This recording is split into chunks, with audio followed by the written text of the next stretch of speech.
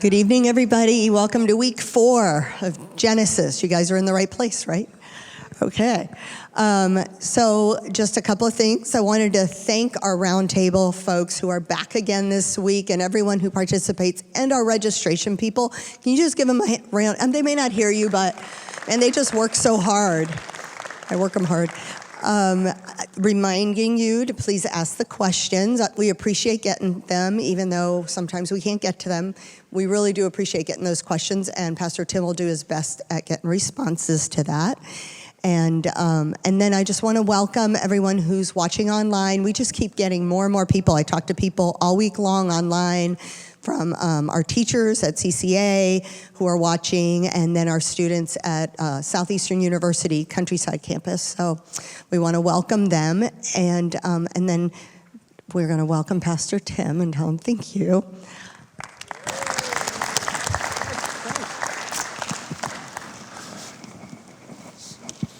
Well, Lord, we just dedicate this time to you, and we thank you for your word, and I want to thank you for the beautiful souls who are in this room and watching. In Jesus' name, amen. Okay, so last week, as if last week was not disorienting enough, on page 1 of the Bible, we're going to dial back and hit it again, except this time, instead of focusing strictly on the structure, which to me is so informative as to what's going on in Genesis 1, now we're going to look at the content as it fills in that structure. Want to remind everybody that what creation primarily means to ancient Near East peoples, including the Israelites, it means assignment of functions and then filling those assignments with functionaries, rather than only the appearance of materials. Obviously, materials play a part, but something isn't created unless there is some sort of function assigned to it, and there's a functionary that fills that role.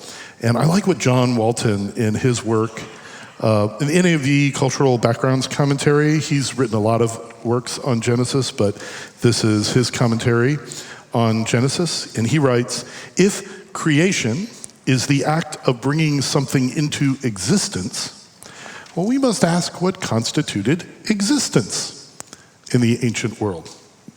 In our culture, we consider existence to be either material, having molecules taking up space and extending to energy and subatomic particles and so on, or experiential, abstractions such as love or time.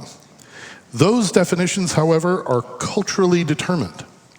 By contrast, in the ancient world, something existed when it had a function, when it had a role to play. And I know this is like, we talked about this for a few weeks, and it took me kind of 20 years to wrap my head around this, so I'm not expecting you to immediately catch on, but I think it's important enough to reiterate. So think of, in an ancient Israelite, if there's a rock out in the desert somewhere, of course there's materials there, the rock. But when it really comes into existence is when somebody takes it and says, this is perfect for grinding up dried leaves into powdered spice. Now it has a function. You see what I'm saying? And it exists as a spice grinder. Another example, there's a cypress tree in the forest. Well, it exists because it provides shade, or in our terms, it balances the ecosystem, right? It has a function, it exists. Well, what if you cut the tree down and put it through the wood chipper? Materially, all the molecules are still there, but unless you turn it into beautiful mulch, for your garden, it's non-existent. So now as mulch, suddenly it exists again because it has a function, it has a role. So this is how they look at existence, as something with a functional role. And that's what Genesis 1 is, assigning functions, solving the problem of tohu, or disorder, and then assigning functionaries to be in those functions. And that's fulfilling, or that's solving the problem of vohu, or emptiness, or lack of inhabitants. So There is a dialogue, we talked about this a little bit last week, that is going on here with ancient Near Eastern cosmic origin stories, because there were plenty of people that had origin stories of the cosmos around the Israelites. There were the Egyptians, there were the Mesopotamians, Sumerians, Akkadians, there were the Canaanites that we discovered tablets in Ugarit, the Baal cycle. There were Hittites. There's all sorts of people that have their cosmic origin stories. A couple of them, very briefly, and this would have been significant to the Israelites, because remember, when they're being given this account, the earliest time they could possibly have been given this account, since this is associated with Moses and his team, is after leaving what nation? Egypt, right. So they've been hundreds of years in Egypt, and they know this origin story of the cosmos as this god named Atum. And Atum created, there are different myths as to how he was created. There's like varying stories, but one of them is that he created himself by saying his own name. And so out of the nothingness, which was chaos waters, out of that he emerged. And then he had two sub-gods, moisture and air. And then they had sub-gods, one of whom was the Rakia, that they called Nut, which was a goddess. So that's how it rolled. Now, how did people get created? Well, Atum, who became Re, or some myths are that Re was separate, but had this glorious eye that went wandering off, and some of the gods were bringing it back to Re, and in the struggle there were tears, and from that violent, tearful struggle, humans were created. So that's one origin story. Another origin story was, among many in the Mesopotamian region, is the story of Tiamat. Tiamat was the primal chaos goddess, the dragon of the chaos waters. Some versions of the myth, she has 7 heads, and she has children. There's various rebellions. It's a complex story, but ultimately there's a big war between Tiamat and her minions and the gods, one of whom is elected to kind of fight her directly, and that's Marduk. And Marduk ends up defeating her by calling forth a wind that opens up her mouth as she's trying to bite him, and he shoots an arrow down her throat, rips her body apart, and then creates the heavens and the earth with her body. Sweet story, I know. It's like, So this idea is the gods, they're born, they come into existence, right? They can be destroyed. The gods can be destroyed. And they are created, and they create violently through warfare. And humans, what is their role? Well, they're slaves to feed the gods in most of these stories. That's what they do. Gods don't want to be bothered with feeding themselves, so the humans do that work for them. Into this mindset, into this cultural origin stories that the Israelites certainly have in their minds, comes this powerful account. In the beginning, Elohim created the skies and the land. Now, the land was tohu, wild, disordered, vohu, uninhabited, deserted. And darkness was over the face of the Tahom. The Tahom. We translate that watery deep, which immediately brings all sorts of questions with a materialist mindset, right? But the Ruach of Elohim was hovering over the face of the waters. So remember, verse 1, in the beginning, Elohim created the skies and the land. It's a heading to what follows. In my opinion, there's different thoughts on this, but strong evidence that it's a heading. And the Eretz, the land, was tohu vavohu, it was disordered and deserted. 6 days of creative work address, as we discussed last week, one or the other of these two conditions. Days 1 through 3 bring the order. Days 4 through 6 bring the inhabitants to each of the ordered areas. And we went over this chart in great detail. It's there in your notes as a reminder. These are the 3 days that disorder was dealt with, and then the 3 days that desertion was dealt with. And then Shabbat at the end. So let's go by this piece by piece. Remember, darkness is timelessness. There's no time. There's no time here in the sense that we think of time as a function. And that was over the face of the Tehom. This is the abyss. This is the pre-creation state of chaos. So in our 21st century Western, Eastern, all culture basically now, how do we visualize nothing? We try to think of nothing for a second, okay? Just think of nothing. Much easier for guys. Sorry. But when we think of nothing, at least me, I think of space, right? The darkness of space.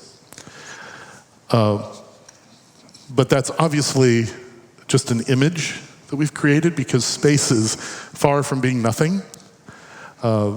It's more than just this empty vacuum. If you research, you will find that outer space is filled with gas, although the particles are very far apart, dust, a wind of charged particles from the stars, light from stars, cosmic rays, radiation, gravity, electric and magnetic fields, neutrinos from nuclear reactions, and innumerable quantum fluctuations. It's not empty by any stretch of the imagination, but that's our image in our heads, because that's as empty as we can come up with, right? Are we wrong to think of space when we think of nothing? No, it's the image we use. So what is the image to the ancient Israelites who had not been to space yet? I just want okay, I know there's disagreement on that there were aliens built the pyramids and so on, and I'm not going to argue with that. But in general, we don't think that the average ancient Israelite, wandering around the desert, has been to space.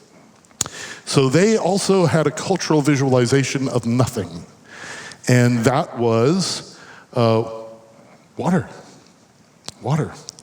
specifically ocean water or salt water, because there's so much of it, and that's disordered out there. I mean, you can't build things on it. So when the Bible uses this image of the Tehom, the watery abyss, it's using the image of nothingness or non-existence that the Israelites had.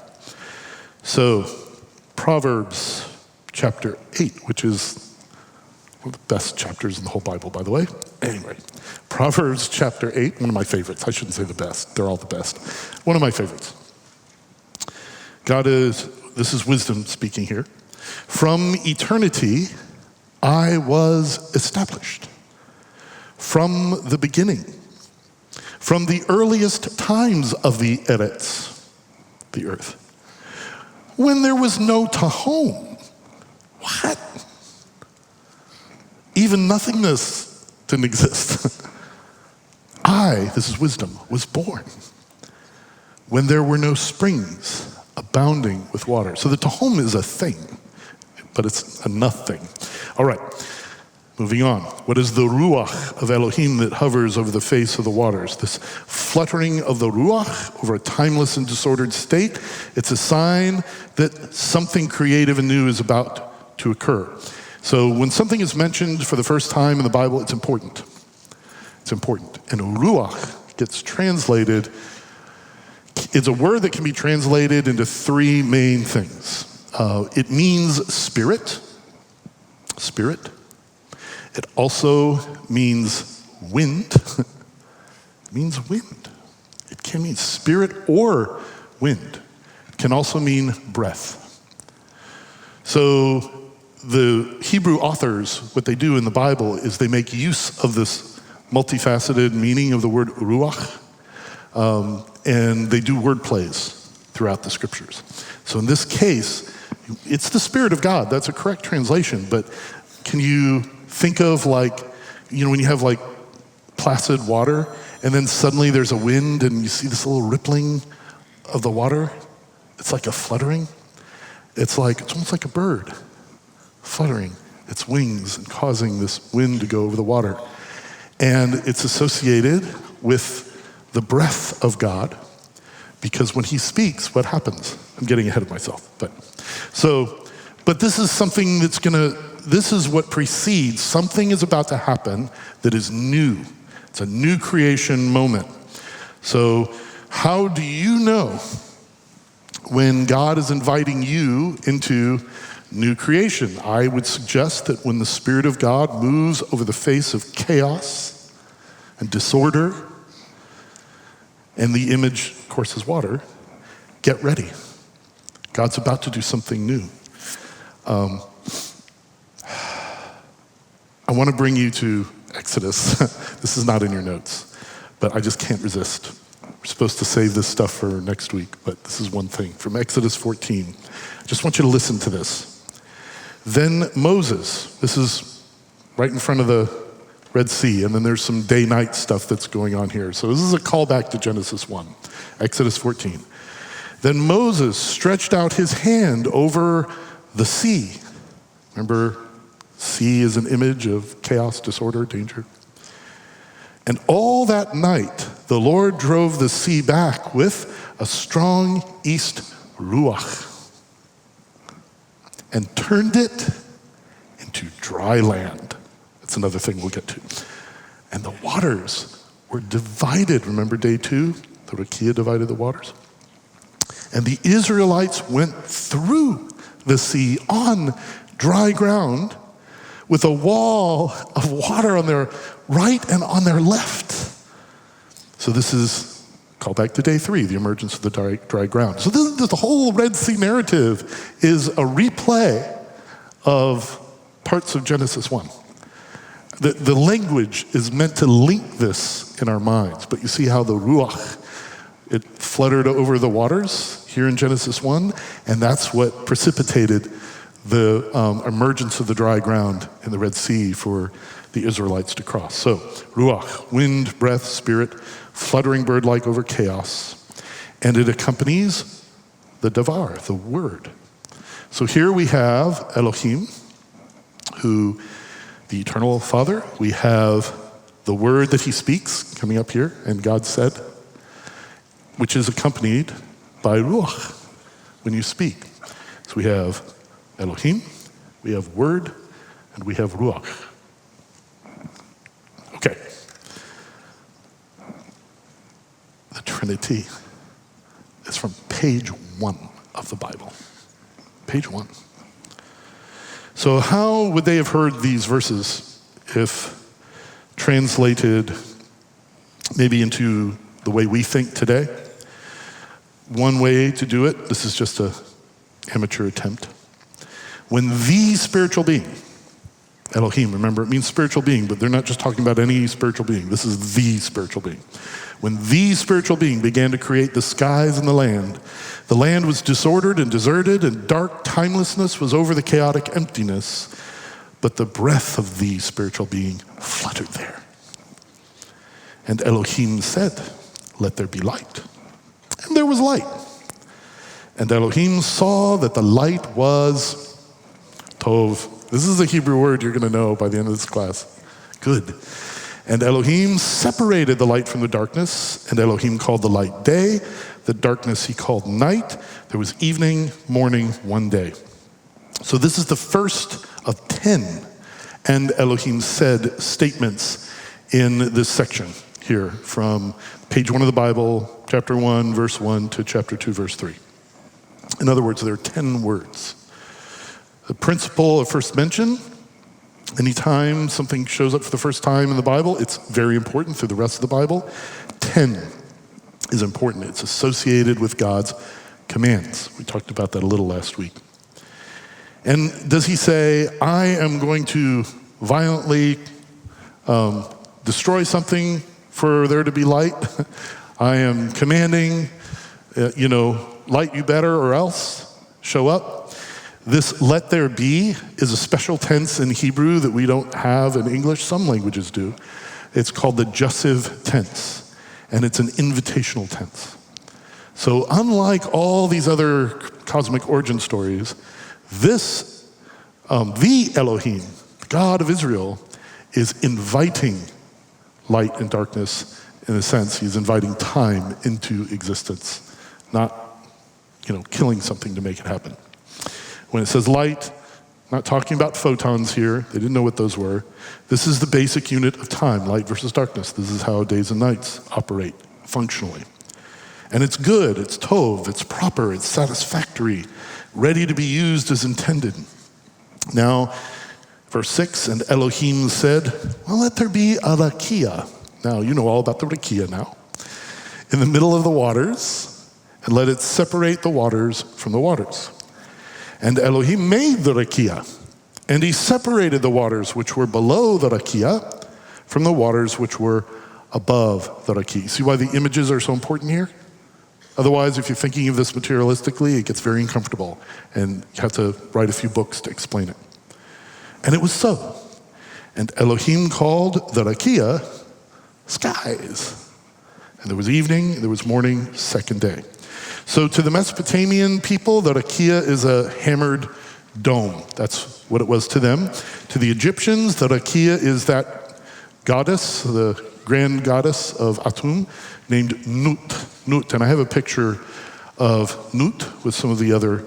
This is how the Egyptians looked at the cosmos. So Nut is kind of arched over there. That's the sky to them. It's a deity. Well, in Genesis 1, on the other hand, the rakia is simply the means by which people perceive God's ordering in space, which is sky, from stuff down here. So this is how space is ordered. You got the sky space, and you got the stuff down here space. Just as light is the image of time being ordered, the sky dome, or bubble, is the image of habitable space being ordered. And this is like so counterintuitive to ancient people. This is a stick of dynamite into their thinking. It's one of many in Genesis 1, where they're like, no, it's a deity. It's a being. And they're like, no, this is God's way of separating and ordering the functions of everything that we know. It's just something God made.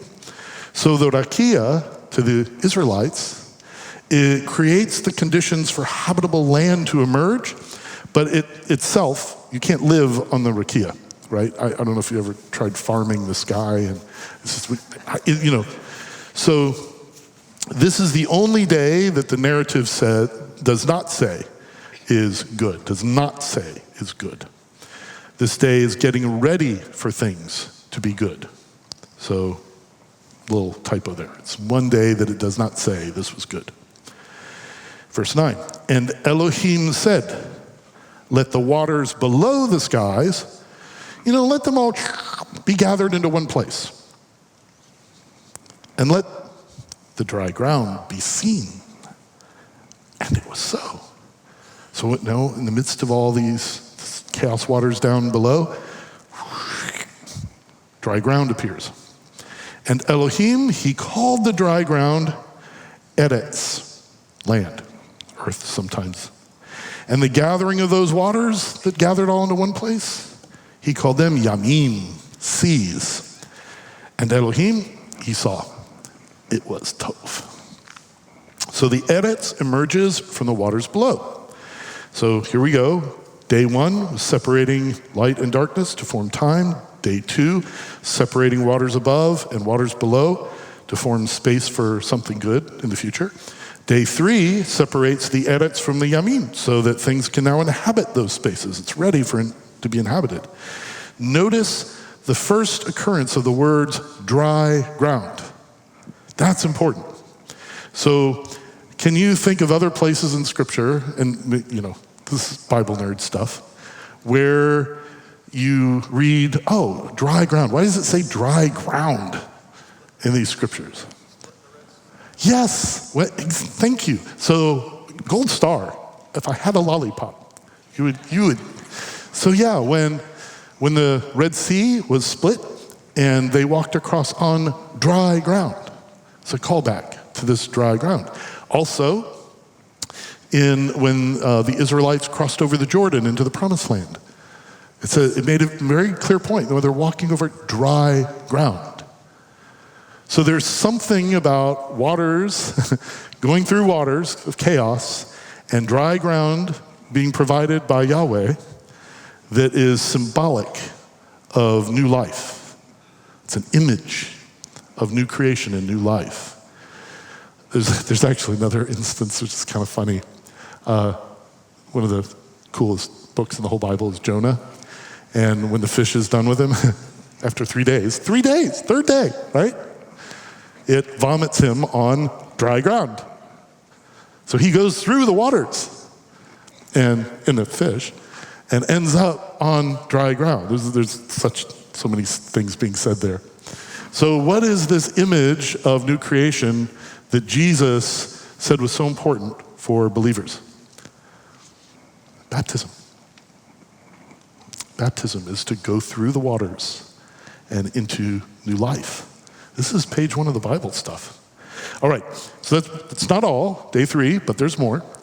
Something else happens on the 3rd day, and Elohim said, "Let the eretz sprout vegetation, vegetative plants that produce seed, and fruit trees, according to its kind, which has its seed inside it upon the eretz."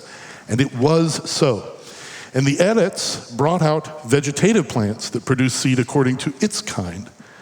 And these trees that make fruit, which has its seed in according to its kind. By the way, the word eitz for tree, it's the word for tree. It's also the word for wood or stick or twig. It's another one of those multi-use words. So sometimes when you read it in English, the translators say, well, in this case, what it means is stick. But a Hebrew reader would say, eitz. Oh, there's a thing going on with eitz here. Again, there's some imagery going on with it, which we'll talk about probably more next week. And there was evening. Oh, and it was Tov, by the way. This was Tov. And there was evening and there was morning, a 3rd day. So vegetation and fruit trees are invited to sprout from the eretz. So there's self-multiplying food here. This is a major point of dialogue and disagreement between Genesis and the religions of the ancient world. Everywhere else, vegetation had like its own deity, right? You had the deity of the forests and the deity of various types of flora. You had, fertility itself, the seed bearing and so forth, had usually multiple deities. Earth had a corresponding deity. And this narrative is just blowing that all to smithereens. Look what Nahum Sarna, a Jewish scholar, says in JP's Torah commentary, which is so dense, that commentary is so densely packed. He says the sources of power in what we call nature, which were personified and deified, made into gods, in other words, in the ancient world, they're now emptied of sanctity. They're emptied of their holiness. The productive forces of nature exist only by the will of one sovereign creator and are not independent spiritual entities.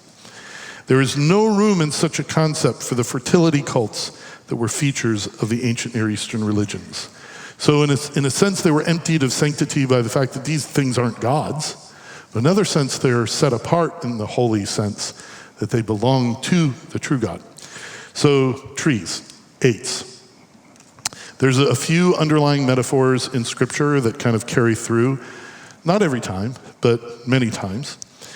Trees are an underlying metaphor in Scripture. Does that mean that the trees aren't real? No. Just because something is a metaphor does not mean that it's not real. If I say, my wife Thalia, she can be a real fireball. That doesn't mean that my wife Thalia is not real, right? The fireball is an image, it's a metaphor. So here's this principle of first mention again. In the Bible, sometimes trees are, sometimes they're just trees. But they are also images that relate to humans in very important ways in the narrative, relating to either choosing God's wisdom or choosing our own wisdom. They're often also metaphors for people, trees and people tend to go together, which makes sense because trees are there on the third day, and the corresponding day to the third day is the sixth day, which is when humans are created. So eitz, it's a word that means tree, also means log, stick, so on. So think of this and think of Psalm 1 in the light of this underlying metaphor. Blessed is the one who does not walk in step with the wicked, or stand in the way that sinners take, or sit in the company of mockers, but whose delight is in the Torah of the Lord, and who meditates on his Torah day and night. That person is like a tree planted by streams of water, which yields its fruit in its season and whose leaf doesn't wither. Whatever they do prospers. This is one of tons of examples, but it's just one that most of us know. So days 1 through 3, they've addressed the issue of cosmic disorder. We now have this ordered division of time, ordered division of sky and earth. Most importantly, third day, an ordered division of sea and dry ground. And the dry ground has groceries. You need that. So we now turn to the issue of vohu, desertedness or emptiness. The ordered cosmos needs inhabitants to be fully functional. And Elohim said, verse 14, let there be lights. Some of you have been asking about this. In the rakia of the skies, to separate the day and the night. So what are they supposed to do? Separate the day and the night. And let them be for oath, for signs, and for sacred feasts, and for days and years, and let them be for lights in the rakia of the skies, to give light on the edits. And it was so. And Elohim made the two great lights, the great light to rule the day, and the small light to rule the night, and also the stars. So what do? They rule. And Elohim placed them in the rakia of the skies to give light on the edits, and to rule the day and the night, and to separate the light from the darkness. And Elohim saw that it was tov. And there was evening and morning, the fourth day. So what are these purposes of the lights? We just saw. They're separating day and night. They're functionaries. But I thought God already did that. He did. He did. He already separated day and night. Day one, remember? Created time. But now he's assigning a role for some sort of created beings that he's delegated rule over this realm. And part of that is the realm of time, including as signs, because, how do you know when it's the proper feast time? You look at the skies, you can tell from the stars what time of year it is. So signs for sacred feasts and days and years. You know what year it is. You know what the year has begun again because of the position of the stars in the sky. These are sacred time markers. And they provide some light for the edits too, don't they? But what are they signs of? The Bible actually tells us. We don't have to guess. I'm going to give you a few scriptures. Job alludes to this in chapter 38, verse 7. Actually, this is God speaking in the book of Job. And he says, while the morning stars sang together, and all the angels shouted for joy. Okay, I love astronomy. I am not aware of singing stars in the sense that I grew up with thinking of stars as material objects, right? Great nuclear reactions of helium and hydrogen and, big gas balls. But this is a pointer here that we're not just talking about the material things we see in the sky. There's something else going on here. And there's a parallelism in Hebrew poetry, remember, that you get two similar statements that kind of mirror each other. Angels shouted for joy is a parallel, slightly different, from morning stars sang together. They're signs of angels, of spiritual beings. Okay, don't believe me? Isaiah 14. Talking about a particular star here. how you have fallen from heaven, you star of the morning, son of the dawn. You have been cut down to the earth, you who defeated the nations. You said in your heart, I will ascend to heaven. I will raise my throne above the stars of God. I will sit on the mount of assembly in the recesses of the north. It's actually, this is doing triple duty here. But one of the underlying ideas here is there's a particular star, image of something else that fell. All right, New Testament, same thing. Revelation chapter 1, verse 20. So, John, we're going to explain to you what this mystery this image that you just saw, the mystery of the 7 stars that you saw in my right hand and of the 7 golden lampstands is this. The 7 stars are the angels of the 7 churches, of course, because stars are images of angels. And the 7 lampstands are the 7 churches.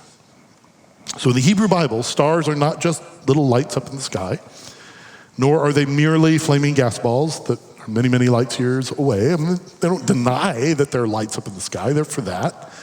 And if you explain to an ancient Israelite, no, these are thousands of light years away, some of these giant flaming gas balls, they'd be like, cool. Doesn't weird them out. I mean, they would be like, I never thought of it that way, but if you say so, sure. But they're looking at the image of what these stars represent. They are signs of a heaven population that are populated by spiritual beings. And in a practical sense, they're also markers of time. So, all right, I was going to tell you a story from Voyage of the Dawn Treader, but I don't think we have time. The idea here is that Elohim has a population up there that he has designated a rule to. And they're to rule over time, but there's a rule up there that he's delegated. And Elohim, we learn very quickly in the Bible, he loves to kind of work in tandem with others. And this is what he's doing in the heavens. He's got a team up there, and they're to rule. They're populated with delegated rulers. Elohim, he just prefers not to work in a solitary fashion. He likes to work in tandem. It's just his passion. Note that Elohim does not say to them, these rulers, these sky rulers, does not say, be fruitful and multiply. Just notice that. So, who are these first rulers? They're angelic beings, they're spiritual beings. There's a principle that we're going to see really jump out at us more in chapter 4, but I want to introduce it to you. And it's the principle of the firstborn. The first designated rulers in creation are the sky rulers. But who actually, in the ancient world, firstborn, you get the farm, right? Second, third, fourthborn, you get the leftovers. That's just how it works. That's the right thing to do. But in this case, do the sky rulers get appointed to image God? No. It's the latecomers that get appointed to image God, which is a theme that goes throughout the book of Genesis and beyond. Is it possible that some of these first appointed rulers might not be happy with that situation? Just a question. We'll address that further. Verse 20. And Elohim said, let the waters swarm with a swarm of chava creatures. Remember, chava means life or living. Chava creatures.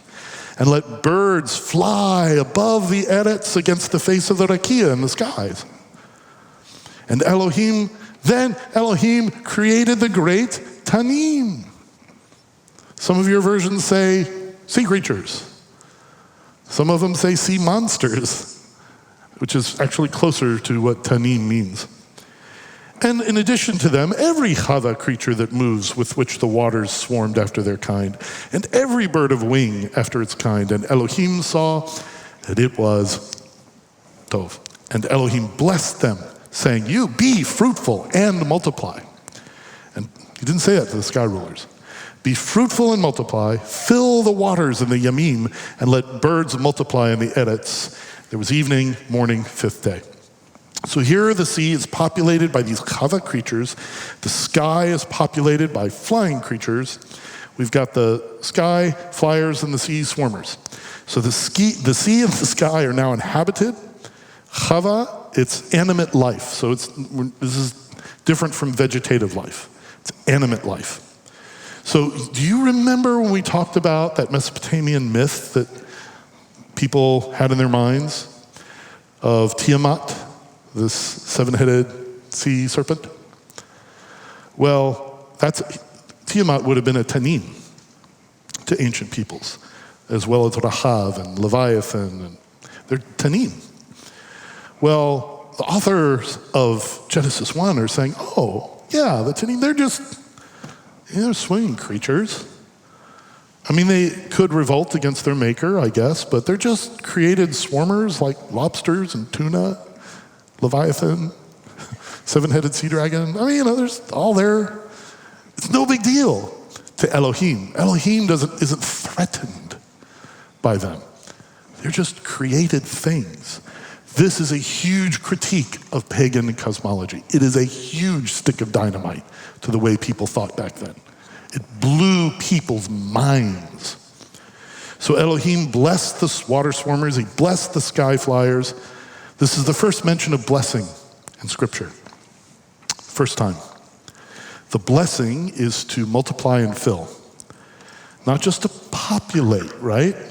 But to fulfill their role in the cosmic temple, which is to live and bear new life. So, verse 24. And Elohim said, let the Edits bring out Chava creatures according to their kind, cattle, creeping things, beasts of the Edits according to their kind. It was so. And Elohim made the beasts of the Edits according to their kind, and the cattle according to their kind, and the creepers of the ground, Adamah, according to its kind. And Elohim saw that it was Tov. So here we've got water swarmers invited into fruitfulness from the waters. Just like that, animated land creatures are invited into fruitfulness from the Edits. And here are the different categories of land creatures. You've got animals that are suitable for domestication, bugs and snakes and so on, and then wild animals. So the Eretz is now inhabited, and it's good. But just like there was a bonus act on day 3, when the Eretz is ordered, there's a bonus act on day 6, when the Eretz is populated. And this is the bonus act. You ready? It's very important to us. Verse 26. And Elohim said, let us make Adam in our tselem,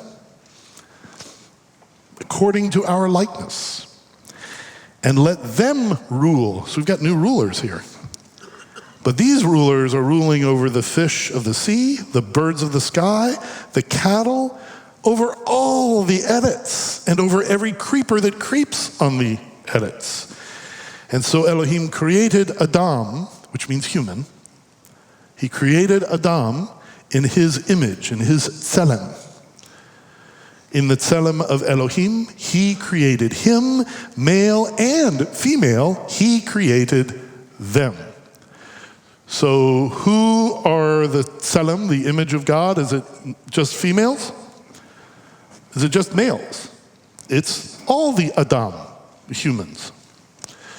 So I know several of you have asked me, what about this us business? What is us and we? I have this slated to discuss on week 7. So we don't really have time to fully do it today. Would you be patient with me? Because I will. Will you? I hear yeses and nos out there. Okay. All right. I want to talk about this because it's really cool. But I want to talk about it when we have a lot of time. But I will get there. It's a great question to ask because it's important. So Adam, it means human. And it's named because Adam is made from the Adamah, the ground. See the wordplay there? So this is like an earthling. It's a way of saying earthling, human. What is a tselem? Image. Okay. So in the culture in which the ancient Israelites were, they understand what a tselem is. It usually has bad connotations because it usually refers to a statue in a pagan temple. And how it worked is pagans figured, we're going to dedicate this temple. It's a 7-day dedication period, just like all temples are. And we want the divinity that we're making this temple, whatever it is, to come and rest in this temple. So for that to happen, for us to be able to communicate with the deity, we need some sort of image of the deity in the temple so that we can kind of speak through the image, to the deity. And so they go through this elaborate process to make this tselem, or statue, and put it in there. And then that becomes the thing that they bow down and worship. So that's how it worked in the pagan world. Humans, you're supposed to worship the tselem. Sometimes, like in Egypt, the tselem was the king, the pharaoh. Pharaoh is the tselem of Re and various deities. So the image is one dude. What is being said here is another just earthquake. All humans are God's tselem, his image, and his delegated rulers. All humans. There's no classes, this classes under this is over this. All humans, male and female, are the tselem of the true creator God. Whoa! Tselem is used in a negative sense in Numbers. There are about 7 Hebrew words for idols, so it's not the only one, but it is definitely one of them. Speak to the Israelites and say to them, when you cross the Jordan into Canaan, drive out all the inhabitants of the land before you, destroy all their carved images and their cast idols. The word tselem is used here. Demolish all their high places. So we know that that's what this word means. There's a lot of connotations to what it means to be the image of God, but I want you to understand how the ancient Israelites would have heard it and how it would have blown their minds. Really? We are? So it's illegal in the Torah, in the scriptures, to make an image of God because, for a couple of reasons. First of all, it's irrational and wicked to try to make with human hands something that represents the creator of all. It's wicked and stupid. But B, according to the scriptures, B, he already has made images of himself. He's made them. It's right here. First page of the Bible. Humans are supposed to be his images if things are functioning properly. They're not, but that's how it's supposed to be. So a king in other religions was the image. Rest of humanity, the slaves. Here, it's all the humans, not just one royal person. And then he says, let them rule. And this informs in which way the humans image Elohim. There are other ways, but this is the main point of Genesis 1. The way we image him is to rule. Humans are assigned, we're deputized, or delegated rulers over all the cosmic inhabitants, except, of course, for the heavenly lights. They've got their own rule.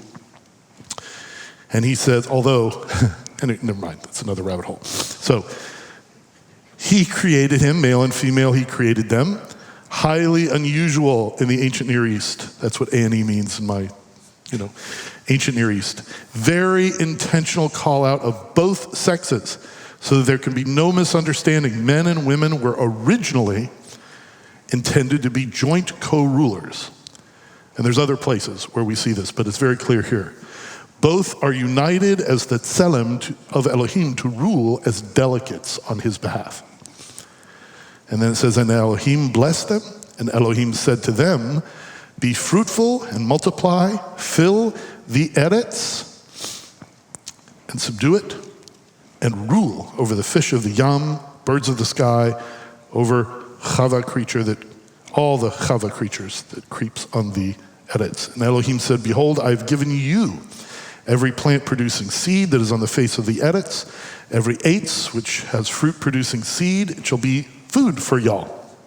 And for every beast of the eretz, for every bird of the sky, everything that moves on the eretz, which has chava being in it. Every green plant is for food. And it was so. Elohim saw all that he had made. Behold, it wasn't just tov. It was very tov. Very tov. Evening, morning, sixth day. So the blessings of the previous 2 days prepare us for the design pattern of the blessing of this day. The Adam are not to be solitary rulers. They're to multiply, and they're to corporately rule. And they're to share the nutrients provided on day 5 with the other Chava creatures that move on the earth. Now, this functional operating system with roles, beings to fill those roles, and designated rulers, it's not only Tov, it's very Tov. And they were completed, the skies and the Eretz and all their hosts, and Elohim completed on the Shabbat day, 7th day. Shabbat day, his work which he had made, and he Shabbat. See the wordplay there? On the Shabbat day, in case you missed the wordplay, from all his work which he had made. And Elohim blessed the Shabbat day, set it apart as holy, because on it he Shabbat, from all his work which Elohim created to make. So now that the cosmos has been set in order with functions and functionaries, home life can proceed. Note that this wordplay between Shabbat and Shabbat, Moses' team is using wordplay, and boy, did the biblical authors use this as a technique to help the Israelites associate these two things in their minds. On 7, they need to cease. Elohim, notice, he didn't stop everything on the day of ceasing. He stopped the creating and arranging of the cosmos so that he could nuach, so that he could rest. And this is what a temple is for in the ancient Near East, for the deity to nuach, to rest in it. To him, it's the whole universe, it's the whole cosmos is his temple. It's not a building. So what does rest mean? Okay, I know in our minds rest is, well, it means I go to the beach, I put my feet up, and I drink out of a cup with an umbrella in it. That's rest. Maybe there's a hammock involved. But this is a little different. Rest means to take the helm. Ordering is finished, so now the reign of the king begins. We have this still kind of in our lingo. Do you remember like your grandparents saying, yeah, I did my thing when I was a youngster and traveled and whatnot, and then I decided to settle down and have a family. You ever hear that? And you're like, having a family is not settling down. It's a lot of work. And they don't mean that it's not work to have a family. This means they're stopping their initiation period of life, and now they're getting to what it's really about. And that's what's happening here. So in the ancient Near East, 7-day temple dedication ceremonies, 7th day is when the humans finish dedicating the temple, they install the tselem, and the deity's presence is supposed to come to rest there. But here, this is totally different. Elohim himself dedicates the temple. He makes his own images and then takes his place at the intersection of heaven and earth. We'll talk more about that in chapter 2. So he blessed it, set it apart as holy, because this is the day on which Elohim stopped ordering the functional cosmos. This is why it's set apart as kadosh, as holy. This is why the 4th commandment is to keep this day holy. In Israel, just as 1/10 of your produce is given to Elohim, because 1/10, the tithe, belongs to Elohim, 1/7 of your time is given to Elohim, because it belongs to Yahweh Elohim. There's no weekend in the ancient world. Giving up a day, you needed all 7 days for farming and producing income to survive. But this is like, no, give one to me to worship. It's a huge sacrifice in the ancient world when your survival's at stake. Shabbat, Sabbath, it's not me time. 6 days a week, you can focus on your needs, but 1 day belongs to him. It's God time, and you cease doing for yourself so you can rest in him. See? All right. So what would the first audience think of all this? They'd be like, well, apparently all the origin stories we grew up with, they're just totally, completely wrong. The Creator's one God who invites order and a fruitful population into their functions. The Creator is not a gaggle of competing deities who violently battle the cosmos into being like we were told growing up. Disorder and chaos does not fight Elohim. It bends to his will. The Tanim are just frolicking sea creatures. They're not existential threats to Israel's God. And humans are not slaves created to feed the various Elohim little e and worship their images. They are the images created to rule on the Elohim's behalf and in a delegated relationship to him. That's what we were here for. I don't know about you, but to me, this is like so wild. The Shabbat, the Sabbath, is a day to stop taking care of your own business and instead set aside for time for Elohim's worship, in honor of his completion of all that makes work possible and an imitation of his stopping. How do we reflect? So just ask questions. How does it reorient our thinking to understand the cosmos as home life ordered by the Creator rather than just a house, that's constructed for us to live in? It's a home life. The grammar of Genesis 1 reflects that Elohim invites creation into order rather than demanding it into order. So how does this introduction to God's character affect our understanding of him? And knowing more about what image of God really means, how should this affect our view of each other? And is Elohim really worthy of 1/7 of our time? I think so. Can you see how interpreting Genesis 1 through the lens of our own traditions and cultural expectations can blur some of these incredibly powerful truths? So we're going to take just a moment to see if we have some reflections from our table here. And I didn't give you much time, but any thoughts?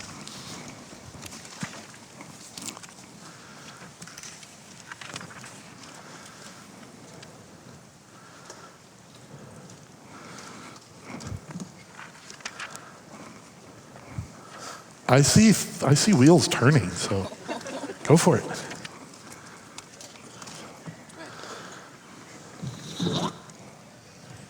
The only thing I see, and after reading this and looking at this last piece, we're still in chaos. We're not even giving that 1/7 of our time, or we're giving 100% of our time to generate income. So if we look at how the world has gone now, we've left the 1/7 of our time, and it doesn't exist. Because if I think about just what goes on with sport, it goes on every weekend in Technicolor. So when I look at it, we're nowhere near where God wants us to be. Yeah. There's a 19-week class just on Sabbath. So, yeah.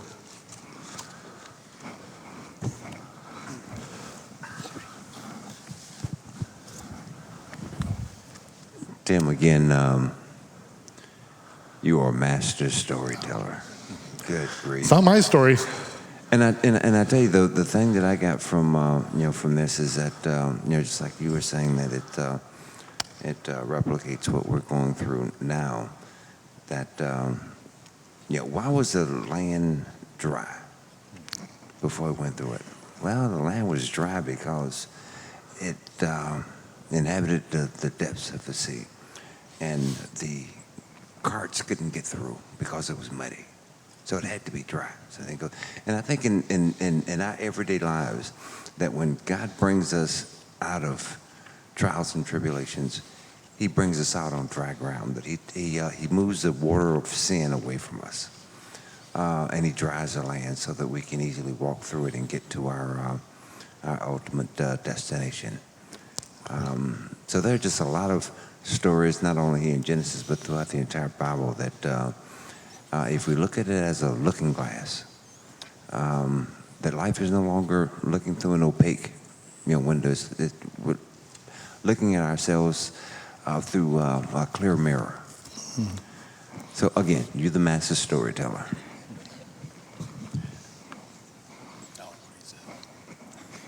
All right, so we have, thank you all. Thank you very much. That was awesome. So we have 1 minute to answer all your questions. So, and I'm standing in an unusual spot today because we have lighting issues.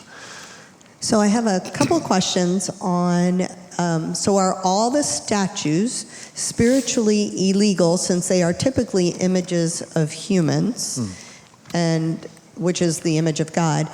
And in conjunction, are all statue images considered idols back then as well as today? Yeah, I know this is a couple thousand years of controversy. But really, the Byzantine Empire was a big deal.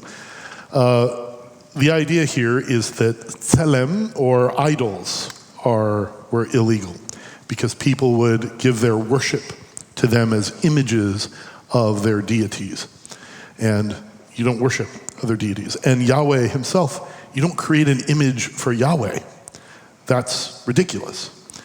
He already has some that are not here for worship. You don't worship Yahweh, you worship him directly. You don't worship him through his tselem either. The whole system that the pagan world set up was just totally incorrect. Does that mean that Michelangelo's statues are also illegal? I guess in your heart, if you're worshiping the Pieta or the statue of David or something, then it's illegal in your heart and it needs to be dealt with. But most people don't do that. They appreciate it as art. So I see a distinct difference there. Okay.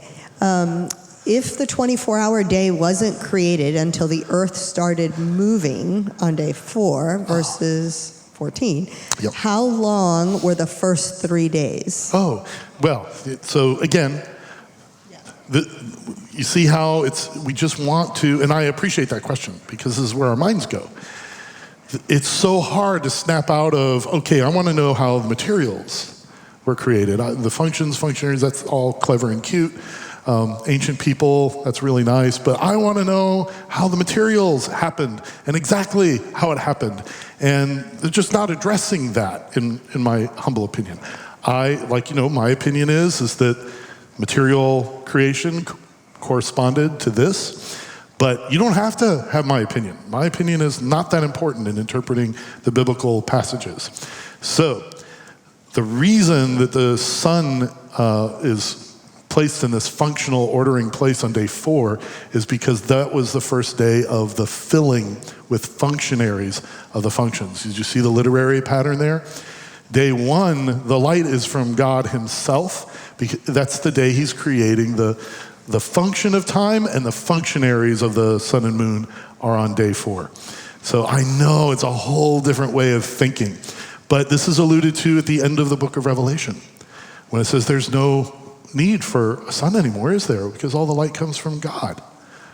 You see what's going on there? And there's something else that doesn't exist in the book of Revelation, which confuses a lot of people, which might make sense to you now in the new heavens, new earth. What else doesn't exist? The sea. No sea. Read it. Does that mean there's no dolphins? No, it's not talking about that. It's talking about chaos. It's gone. Okay, we're over on time, but thank you guys. You all are awesome.